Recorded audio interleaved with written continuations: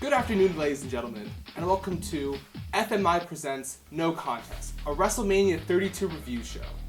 I'm Herman Colbert, and I'm joined by my co-host, Christopher Marshall. And today we'll be talking about the events from April 1st to April 3rd, encompassing NXT Dallas TakeOver, the pre-show to WrestleMania 32, and then, of course, the granddaddy of them all, WrestleMania 32 itself. So on April 1st, NXT took over Dallas, Texas, with a pay-per-view that outshined that of even WrestleMania. Mm-hmm. Now, first on the match card for the evening, we had the tag team American Alpha versus the tag team champions of The Revival. This match I truly thought was tag team wrestling at its greatest. You had a really good story, two great tag teams, the young up-and-comers against the kind of grizzly veterans. It was a really, really good overall arc that they had been playing. And the fact that the American Alphas ended up winning it at the end, I mean, it was something that everyone could get behind.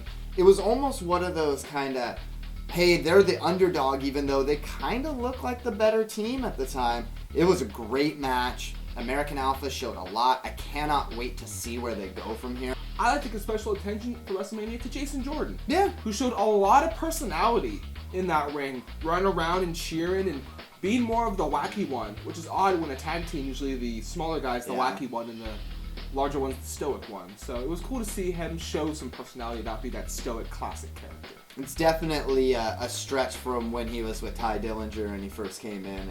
He's really moved along a lot. It's quite impressive. Quite. At NXT TakeOver Dallas, Austin Aries made his NXT in-ring debut against Baron Corbin.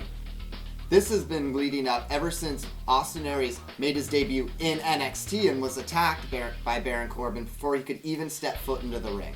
This was going to be kind of, I think, one of those matches to see if either one of them was really going to push each other. And I think it was a good match. I think Austin Aries, he's got to learn the WWE style. He's more used to kind of doing what he wants and free-flowing.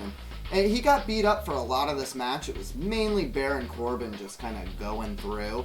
I think Austin Aries has shown a lot of potential in his career already, and he's almost a perfect fit for NXT. He's just got to hone that in and maybe find the right person to have a rivalry with.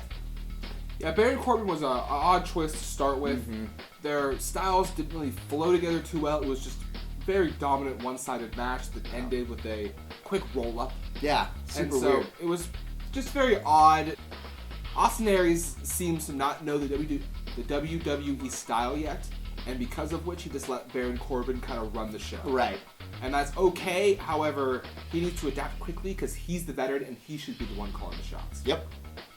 So next up, we had a dream match versus the legendary Shinsuke Nakamura versus Sami Zayn. Now this match, I think, blew almost everyone away when it came out. Shinsuke Nakamura in his WWE debut showed me something I have not seen from the likes of any single wrestler coming into the company, and that is immediately adapting their style to the style of WWE. Yeah. It was flawless. He knew how to immediately hone his skills in the way WWE wants to tell a story.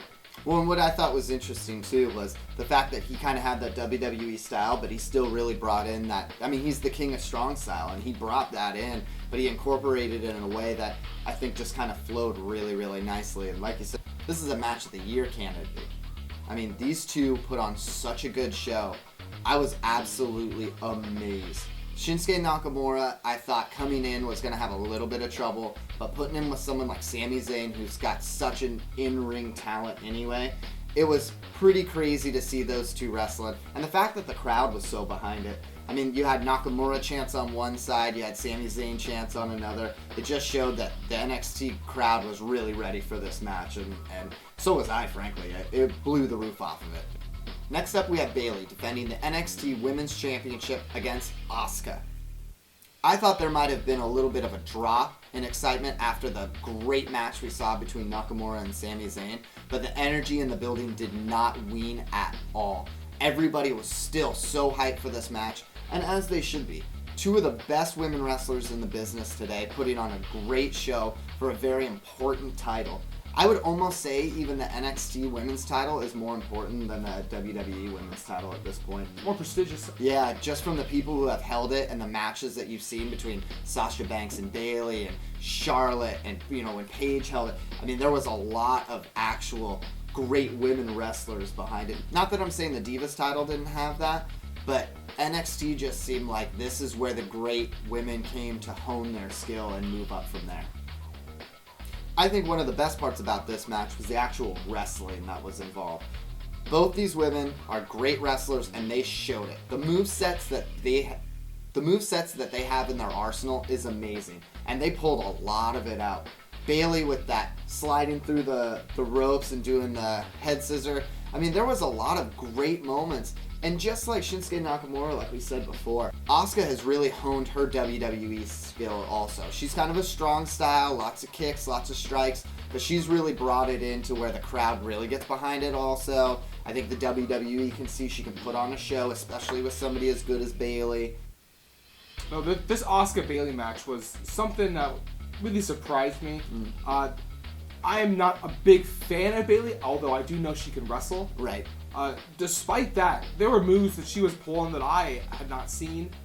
The Frankensteiner off the top to a pin combination. Oh man, Asuka just took all of that. Yeah, it was fantastic. It was fantastic, and I've never seen Bayley do anything close to that before. Yeah.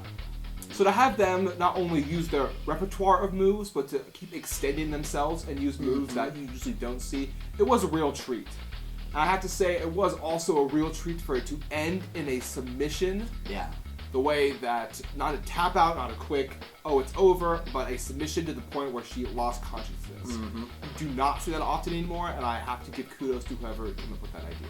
I think if you keep seeing wrestling like these two actually did, we'll see a lot more NXT women's title matches main eventing the NXT TakeOver shows, which I think is good. So the main event of NXT TakeOver Dallas was Samoa Joe versus Finn Balor for the NXT World Heavyweight Championship. Now, Samoa Joe has been going for this title ever since he pretty much entered NXT. And it's been a very big build-up to this match where we honestly did not know if Samoa Joe was going to lose and possibly move up in the ranks, or if Finn Balor was going to lose and possibly move up in the ranks. It was just kind of a toss-up of who do you think is going to WWE roster first. Yep. And this match started out pretty intense. They just kind of went after each other very violently, and instantly Samoa Joe got a cut on his face. As all head wounds do, it bled very profusely and very rapidly. Now, due to the blood, there was a lot of stop timeage and a lot of delay of match, which kind of made the match seem less important in the overall scheme than it should have been. But it still, despite the stoppage and despite the blood and the length of it, because it kind of got shortened because of that too, it ended up being a pretty good match. All in all, I think the match was good. It was hindered by the blood stoppage. I think it just kind of took you out of the match, took you out of the story that they were trying to tell, and it was a little over the top on how fast and how much they were trying to get that blood off of Samoa Joe. Even when he was getting his eye taken care of, they were wiping him down. They didn't want any of that kind of stuff, which honestly just hurt the match. When you see two wrestlers going at it like that, especially seeing Samoa Joe trying to fight off the medical attention too, wanting to actually put on the match, I don't know, it kind of just brought me out. It ended up being a great match, and I'm glad that Finn Balor retained his title, and Samoa Joe will probably be moving up with him at some point. But honestly, I think this match could have been so much better. Honestly, even without the blood, if it just was one flowing match, it could have been better. I think the blood was the worst part of the match, just because they kept trying to stifle it and stifle the match instead of the blood. Yeah, if the blood's gonna happen, it's gonna happen. Just let these dudes do what they want to do. Next up, we're going to talk about the WrestleMania pre-show. And first of the pre-show, we have Ryback versus Kalisto for the United States Championship. This match has been built to for weeks on the lesser shows such as Main Event and Superstars. And we honestly expected this to be not the best match, but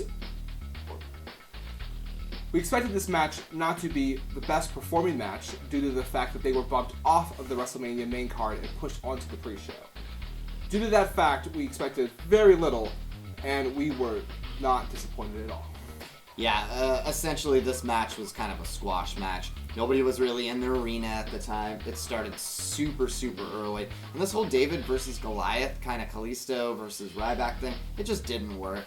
I personally am glad Kalisto retained that title. I think giving it to Ryback would have been a mistake. It just would have gone down that same path of him having the Intercontinental Championship. It just doesn't work. So that was actually really cool. But as for the match, there really wasn't any standout. There's nothing that said this should have been on the main card, so I think it was a good idea to honestly bump it down to the pre-show. Next up, we have the 10 Women's Divas Tag Team match, where they pitted the Total Divas versus Team Bad and Blonde. Essentially, this was just, hey, whatever women we have left over, let's put them in a match so we can say goodbye to Brie Bella. And that's exactly what it was. It was very clunky, very over the top. Lana actually wrestled, which I thought was kind of cool. It was really interesting to see her in the match. But honestly, the only thing that I pulled from this was this is probably Brie Bella's last match, and the fans don't like Eva Marie. They even had Nikki Bella at the end come down in her neck brace and give Brie Bella a hug. So you really had the feeling that this was just her farewell, and this match didn't exist other than the fact to give her a goodbye. And they didn't want to bank on the feud of her versus Lana to drive this forward for the fact that she's leaving, and then what does Lana go from here? So they banked it on their Total Divas reality show program, which is again another way to try to bring their reality shows into the main storyline, which is just awkward and does not work. So last up for the pre-match show, we have the tag team match of the Dudley Boys versus the Usos. Now this has also been building slightly over the time, with the Dudley Boys having gone away from their whole table persona verbally, but not physically. They still tend to bring out the tables and set them up, but they don't tend to use them. And this was the match that really was supposed to show, are the Dudley Boys going to use the tables or not? Which they didn't. They got the tables used against them. That's kind of my biggest thing about this match was really nobody wanted to see the Usos in the Dudleys to begin with. You haven't made anything of the Dudleys since they came back. The Usos have been around forever, and they just keep doing that same stuff over and over. I don't know what you guys were trying to get out of this match, but whatever it was, I don't think you got it, because, I mean, I'm going into Raw thinking the exact same thing I thought about the Usos and the Dudleys that I did, 2 months ago. So WrestleMania 32 this year started off with a bang. The 7-man ladder match for the Intercontinental Championship. This one had all the makings of a great match. It had young up-and-coming talent and the prestigious Intercontinental Championship on the line. I personally thought Kevin Owens and Sami Zayn were going to win this match, just kind of set up a singles contest. But the true stunner of the night was this match with Zack Ryder ascending the ladder and pulling down the Intercontinental Championship. I thought this was one of the best moments of WrestleMania, and it was the first one to really kick off the big show. What did you think? I was a little confused by it. Out of all the people that were in the match, Zack Ryder was probably the last one I expected to win. Yeah. Because he was a main event and Superstars regular. He was NXT a bunch, and he was just kind of bouncing back and forth with no real place. Right. So to just give him the Intercontinental, while good for his career, and I think a good overall move of having Zack Ryder the title, it was a weird way for him to get to that point. So my big question is this just going to be your Cinderella story of WrestleMania? He wins the title, it's a big woo moment, and he gets to go, hang out with Scott Hall in the back, one of his idols, which you might want to look for a new idol, kid. But, just saying. Or are you actually going to have him win this title, defend it, really make something out of it? Or is this just one of those moments where he's going to lose it tomorrow on Raw to Sami Zayn or Kevin Owens, and they just couldn't have Kevin Owens lose it to Sami Zayn or something like that? I think they're probably going to run with it for a while. Yeah. I think the Kevin Owens, Sami Zayn thing, they know is big enough to sustain on their own without having a title involved. It will stand on its own. That's going to be a great rivalry. So if that's the case, and I feel they're looking to move more people up the ladder anyway, and so if they're making that push for Kevin Owens to move up and Sami Zayn to move up, then a good way for him to get out of the Intercontinental picture is for him to lose in a non-loss like such. I agree. And then get distracted by other personal rivalries and bigger pursuits, being a prize fighter that he is. And like I said, congratulations, Zack Ryder. He's really put in the work. I mean, people like him. This is something he deserves. Oh yeah, no, Zack Ryder was a good choice for it. It was just odd that there was no build-up. Zack Ryder came out of nowhere, just like half the guys on that roster. I think that was kind of cool, though. Like, he wasn't originally even supposed to be in the match. Adrian Neville breaks his ankle, and all of a sudden he slides in, and he has this great WrestleMania moment. I think that's honestly what wrestling fans kind of build themselves on, are those great moments that you're just like, you know what? Woo, woo, woo. So second up on the WrestleMania match card was AJ Styles versus Y2J. Now, we've seen this match several times before. I believe this is the fourth time that they face each other singles in the ring. Usually it's a treat. This time it was still good, but just about the same as every other 2 or 3 times they've done it. And it could have ended up being a big show stealer. It ended up being a decent match that will be remembered, but not fondly looked upon. I thought it was an okay match, but yeah, we had seen it all before. I mean, you thought maybe for WrestleMania something big was going to come out. And, you know, it was really cool to see the Styles Clash actually get used. And there were really good moments, but honestly, it really didn't steal the show like I thought it was going to. I think it had that opportunity, but they almost kind of actually buried AJ Styles at WrestleMania 2, which it's almost like what they did to Sting last year. You have this great superstar coming in, wrestling a guy who's been at WrestleMania. He's kind of a part-timer. So you can actually have an opportunity to build AJ Styles up right here. And you have him lose, and you kind of have him lose cleanly at WrestleMania. I thought that was a huge mistake. The match was solid. They had some good stuff choreographed. Honestly, it seemed the most sloppy out of all the 4 matches. Yeah. That's not to say it was really sloppy or bad wrestling. It was Right. just for them. It seemed like it wasn't as tight and efficient as usual. There was a lot of misses and a lot And that's saying a lot when we say like, oh, it's been a kind of a sloppy match. For them it was a sloppy match. You know, we had seen it a couple times before, so we were expecting real crisp. And I still enjoyed the match. I just kind of thought that, I don't know, after you think of WrestleMania, it's not really one of the first things that pops into your head, and it could have been. The third match of the night pitted the New Day versus the League of Nations. Not for the tag team titles, which I found was kind of interesting, because leading up to this match, it almost seemed like they were going to, put the titles on the line, Freebird style, against another Freebird style team. And then all of a sudden it was just like, no, we won't do that. And now that we see the ending and kind of what happens, to the New Day and to the Nation. To the New Day and to the League of Nations, with the big stars coming out and kind of squashing them, it makes sense that you don't want to maybe hand over the titles to a new team or something like that and then just have them get squashed by a bunch of old people. Yeah, it was a very weird choice. The match itself was okay. Right. It wasn't anything spectacular. It was almost the same as we saw throughout the weeks when they faced each other singles and did things here and there. Basically the same moves we've seen before. Yeah, it was a lot of the same setup. The entrances, Yeah. I will have to give a nod out to. First of all, the New Days was spectacular. The giant box of bootios. I love that. The giant box of booty that spilled over and they came out of it. They make sure you ain't booty. Brilliant. And they came out in Dragon Ball Z Super Saiyan outfits. Also hilarious. Right down there, third alley. I will totally admit, when I saw them come out, instantly I thought, are they all dressed like the White Power Ranger? Someone I was watching it with goes, no, it's Dragon Ball Z. Oh, really? How did I miss that? Especially with Xavier Woods' hair.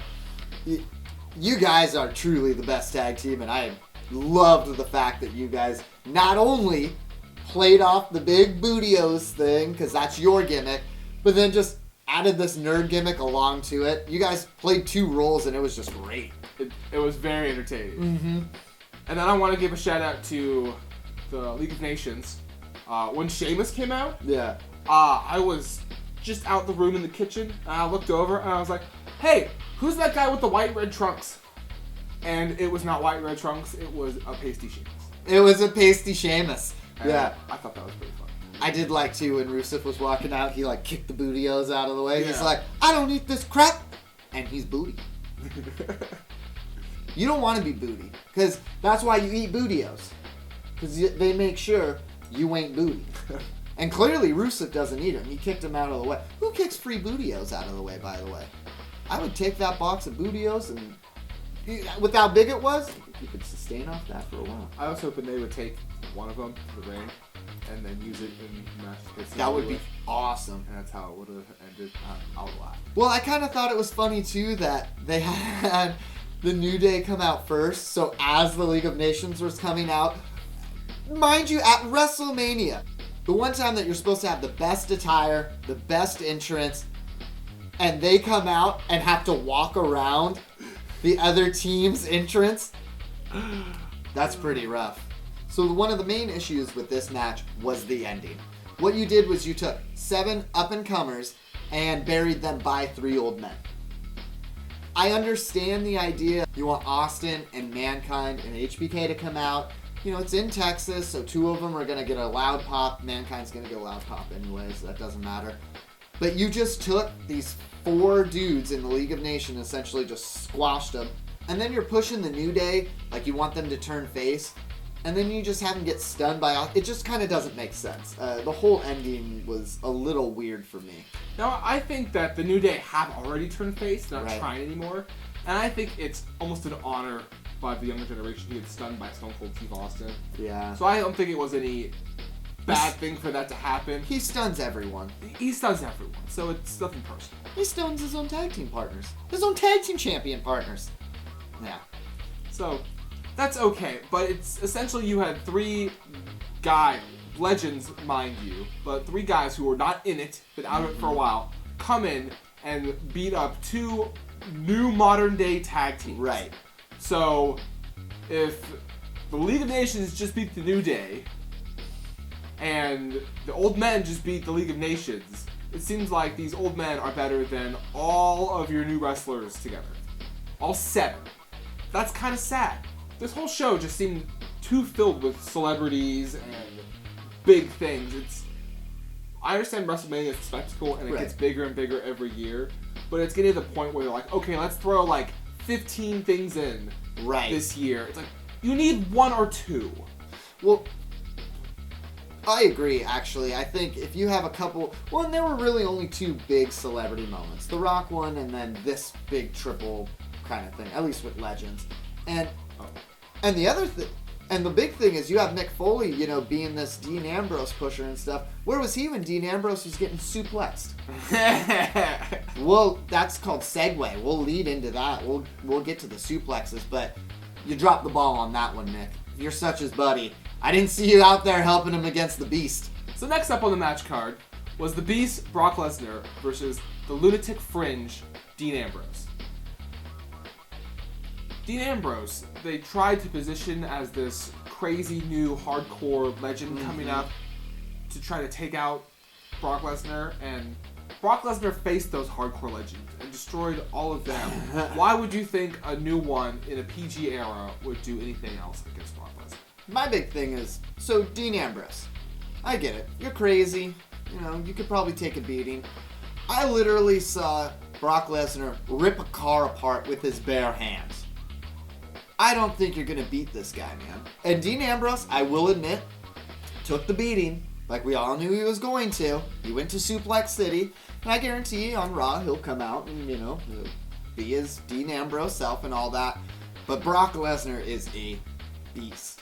At the point when he picked Dean Ambrose up like a small child and then threw him into another suplex, it was just apparent that he wasn't able to do anything. He tried to pull out weapons. The weapons he chose were obviously either not going to hit him. Yeah. Or affect him. Or affect him. A kendo stick? What's a kendo stick going to do against Brock Lesnar? And my big thing is, so you do realize, when you bring out those weapons, he has just as big a chance as bashing you in the brains with those as you do him. He didn't. I know. He chose not to even use a weapon. He doesn't need it. And he still destroyed him. Dude is beastly. Well, kind of. He had a bunch of stairs, or used those chairs. If by you said you mean throw him in the ring, then Dean was chair, so I'm sorry. That's not his fault. That is true. Dean, that's on you, bro. But we knew what was going to happen. Suplex Cities, F5s, Dean Ambrose is going to take a hell of a beating. And he did. And that was the match, and I'm sure they're going to play it off like Dean Ambrose took the beating like an honorable guy and is the new man, but honestly, you're just another in the long line of Brock Lesnar fodder. Mm-hmm. Next up, we have one of the matches of the night. Not just because of the wrestlers that were involved, but the actual change that took place. We finally went from the Divas Championship to the Women's title. It's been a long, hard road, ladies, but we did it. This match we kind of knew was probably going to steal the show. Becky Lynch, Sasha Banks, Charlotte, all of them are trying to vie for this brand new title that's out on the grandest stage of them all, and it did not disappoint. These women, not divas, are great wrestlers. The stories that they can tell in the ring, not just from their moves, but from their face and the way that they actually move their bodies outside of the ring, not just, doing different things.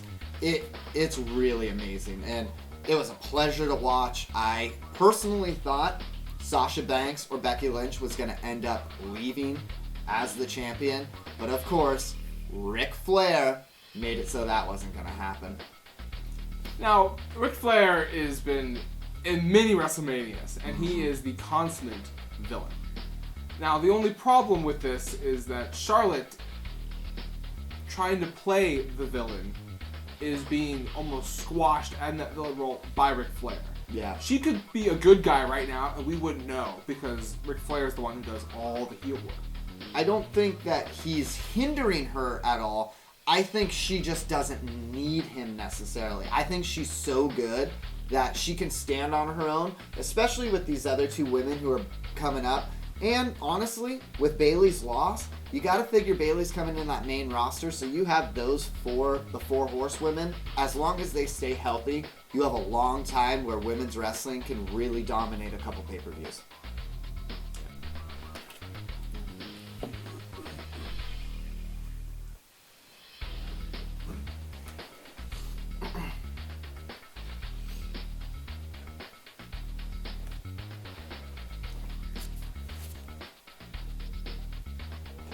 So next up on the match card, we have one of the most hype events of WrestleMania 32. It is The Undertaker versus Shane McMahon in a Hell in the Cell match. The stipulations are, if Taker loses, he will have to retire and never wrestle in WWE again. Actually, he could never wrestle at WrestleMania again. He wouldn't have to retire. He just could never wrestle at WrestleMania again. What's all the others? And that's a good point. That's a really good point. Good point. I just wanted to. No, I'm glad you corrected me. But yeah, I do agree.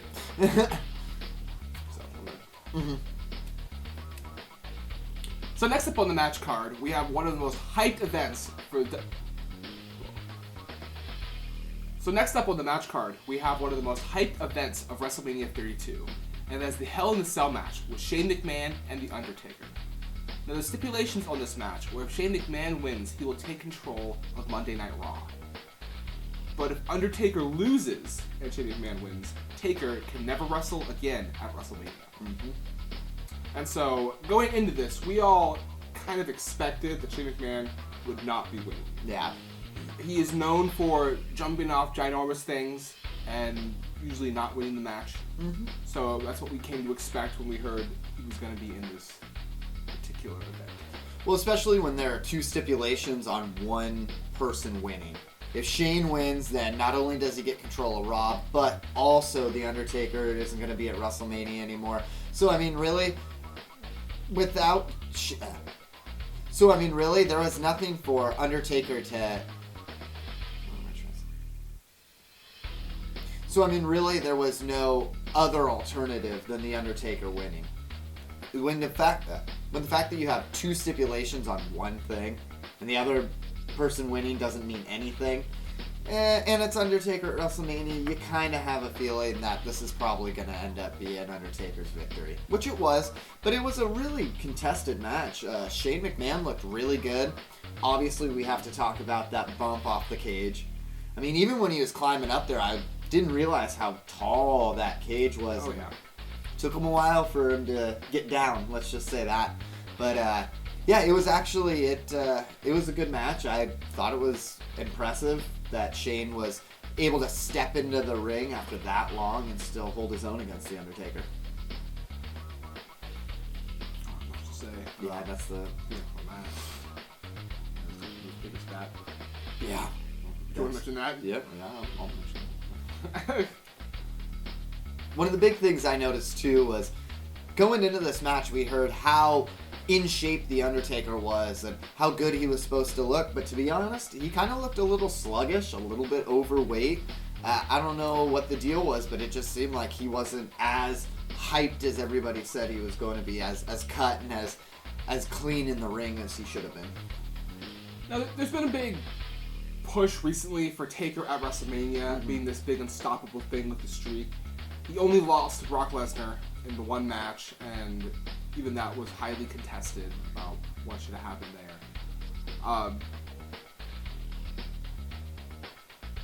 However, there's not much you can expect from Taker other than him winning currently. Right. They're not going to have him go out losing. They're not going to have him go out losing to Shane McMahon or Bray Wyatt or some little insignificant match he's going to have. It's going to be something huge and big, or he's just not going to lose and he's going to retire. Exactly, yeah. I don't think he was going to go, would have been 22-2. I mean, that just doesn't make sense. He has his first loss against Brock Lesnar, and it doesn't really make sense to have him lose again to Shane McMahon. Next up was the Andre the Giant Memorial Battle Royal. Essentially, they take all the superstars that they have no idea what to do with, throw in a couple old wrestlers, throw in a couple NXT guys, and have them throw each other over the ring. This one, though, I really enjoyed. There was a couple surprise entrances with DDP. Tatanka was in there. I didn't realize that until he was just randomly thrown over the top rope. But then with Baron Corbin winning it, I think this is a way to say, you know what? This could be a stepping stone for a lot of the other young wrestlers. Granted, when Cesaro won it the first year, it didn't really go anywhere after that. And then Big Show won it last year. Big Show's already established, kind of on his way out. So I thought this was a really good way to have a young person end up taking it. Yeah, it's quite frankly just a Royal Rumble, but instead of a heavyweight title shot, you get a trophy and your name in the records. And that is completely fine, but it's only fine if it's used as a stepping stone to go up. If it's just a thing you have, it's not really then what's worth the point? anything. Mm-hmm. Well, I think it's interesting that if you look at there've only been 3, but every winner, they've all been like real big dudes. That prototypical Vince McMahon kind of guy, real big, real... I think it's Andre the Giant based. Yeah, I mean, that's true, but Cesaro's not really a Andre the Giant kind of guy. He's a big, strong... Yeah, but I mean... does that mean Big Show and Corbin and him are just going to have to keep passing? Because they... No. Well, no, I think they're going to change it up, but it's just the first few. They're like, who exemplifies as the big, strong Andre the Giant type? Well, not so much the Vince McMahon type. I just think it was kind of funny because it was going to either pretty much be him or Braun Strowman, who wasn't even in the match, and they ended up, saying, okay, well, we don't want to give him that push, so who else do we go with? Well, let's just take another dark, huge guy and call it good. Yeah. That's exactly what it was. Not exactly what it was. Well, no, not exactly what it was, but I like the idea, like I said, of Baron Corbin winning. I think it was cool an NXT guy came in. Might be a good way for him to get bumped up into the main roster without having to just have a instant rivalry with somebody, He's already kind of established, well, I won the Battle Royal at WrestleMania, so it could be something. Baron Corbin's been in a couple rivalries recently, right. And they seem to be putting him in position to do a title push, but they don't really want to do that push because they have so many other talented NXT people in the title picture. So maybe he'll just bypass that whole thing and just jump move up. Yeah. And that'd be okay. Yeah, I think so too, especially with this push. So next up, we had a surprise match when The Rock came out. Now, The Rock's entrance was very long and elaborate, involving a flamethrower for some reason, and his name in fire. Okay, Rock having a good time at WrestleMania. We all appreciate the spectacle. Oh, yeah. And he came out and did his classic Rock trash talking, and proceeded to just decimate the Wyatt family when they came out to interrupt The Rock. Oh man, Bray Wyatt can hold his own, but when he started laying into Eric Rowan and Braun Strowman, what are they gonna do? They're not. Don't make fun of me. Yeah, right. They don't talk on the mic. They have no defense against this. Yeah. So we had a very quickly escalating situation into an impromptu match between Eric Rowan and The Rock. Which lasted a total of 6 seconds. Yeah. Comprising of the rock bottom and a pin. Right. The fastest in WrestleMania history. The biggest part of this segment was probably the attendance record that they said that they broke with 101-something thousand. Turns out it was substantially less than that, but WWE makes up records. We'll allow them to do it all the time. I think the big thing to take away from this match was the fact that John Cena made his return, months before he was ever supposed to, again. It just seems like this guy is superhuman. Every time he gets hurt, he's just right back in faster than anybody could have ever guessed. And it kind of sucks, though, because you have John Cena, a well-established person, you have The Rock, a well-established person, and you just squash the Wyatt family like the Wyatt family has been squashed the last year and a half. It was kind of a useless segment. I don't think that segment actually helped anybody. If anything, it hurt the Wyatts. I don't know if it hurt the Wyatts, because Bray Wyatt didn't do anything. Right, yeah. And the Wyatts are just known for being, But, yeah, I understand it doesn't make them look good. No, it does not. I'm going to pause there. I'm going to go back and add a little. Yeah. After the match was over between The Rock and Eric Rowan,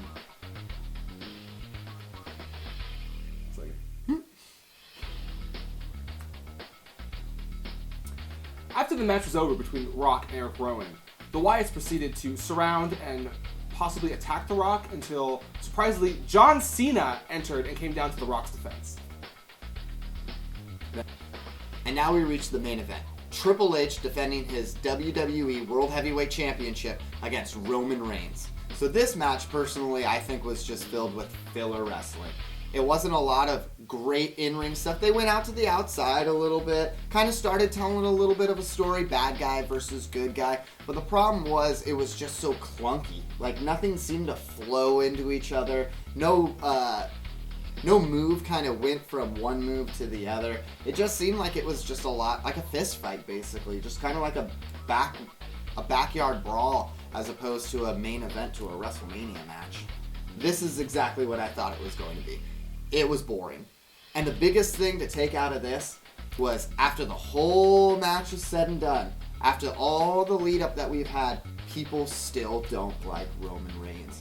The whole time he got booed in his entrance, he got booed during the match, and he got booed after he won the title. Even when Triple H was supposedly doing as many heel things as he possibly could, the fans still got behind Triple H and booed Roman Reigns.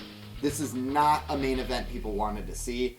WWE ran with it anyways, and the crowd let you know exactly what was about to happen. Nothing really great happened.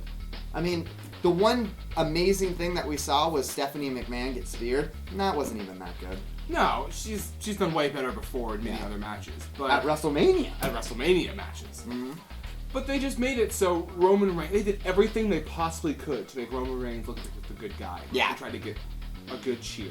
They had him spear him through the barricade. They had spears to McMahon. Anything they could think of, and still was not enough. Because people do not like Roman Reigns. That's honestly, out of everything that this WrestleMania has showed, it has showed that Roman Reigns is not ready for this push, and the fans aren't ready to get behind him during this push. I understand the WWE wants to make this their next big guy, their next new John Cena, The Rock, whatever you want to do, but it's not working. Roman Reigns beat Triple H cleanly in the middle of the ring. Fans didn't like it. That was about the synopsis of that match. Beat him cleanly without doing a single move the entire show. Exactly. Just that's Roman Reigns' MO. I mean, that's what we've seen from the very beginning. And it'll be interesting to see where they go from here. if they're going to listen to the fans or if they're just going to say, you know what, Roman Reigns is our guy and you guys are going to have to deal with it. So as a wrap-up for WrestleMania, we have to acknowledge the standout matches as well as the standout moves of the night. First of all, I have to give a shout-out to the women's title match for honestly just being for the women's title. Mm-hmm. That alone is made it worth something that I am willing to watch and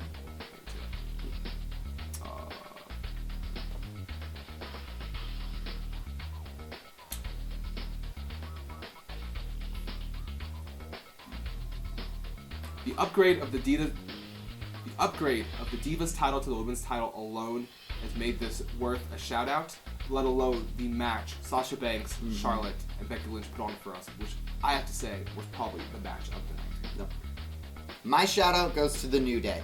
Your entrance was probably the best entrance I have seen all year. I love the giant box of Bootios and the fact you came out looking like the Super Saiyans. I loved it. That would be my shout out.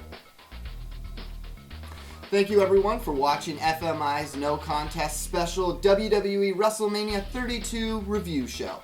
I'm Chris Marshall. This is my co-host Herman Colbert. Don't forget to follow us on Twitter at FMI's Wrestling. And check us out every week at FMI Presents No Contest every Wednesday on our YouTube channel, FMI Wrestling.